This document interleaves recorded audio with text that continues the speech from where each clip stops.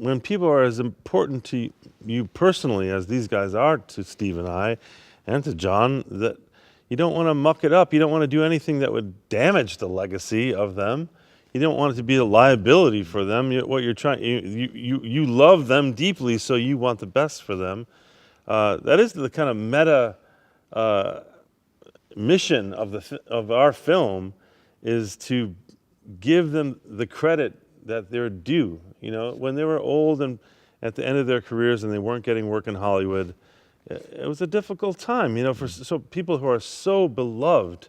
It's hard even for me to imagine that somehow they couldn't get a movie made. It's like, but they were geniuses, you know, like, so yeah. So that's a very gratifying part of the film, is reminding people what geniuses they were. There was anxiety on both John and my parts, but I think at the end of the day, we had the best people around us, and it was worth the risk.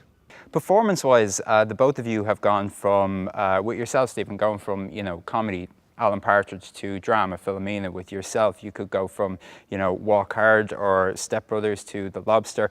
When you're switching modes like that, going from comedy and drama, is there ever a part of you that's keen to prove the naysayers wrong? Because there are very few people that can walk that line between comedy and drama. So when you step up to a project like this, is it in the back of your head, I'm going to prove people wrong, that you can do both, and I'm going to do as well as I can here?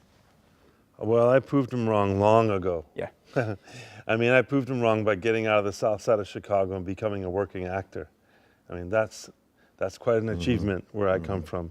So I don't think about naysayers. I'm not a negative person. I don't like to surround myself with negative people, and I don't allow negative opinions into my psyche, especially when I'm working. So if you focus on the people who are saying you can't do it, what's the point of that other than to make yourself nervous or feel unworthy? I like to do good stuff, whether it's comedy or drama. I actually trained as an actor, but it's kind of got slid sideways into comedy, and always figured I'd try and scramble my way back across and do more serious stuff without jettisoning the but you know, you just try and do the best job possible, and don't read what people say about you. You'll be defined what others say about you.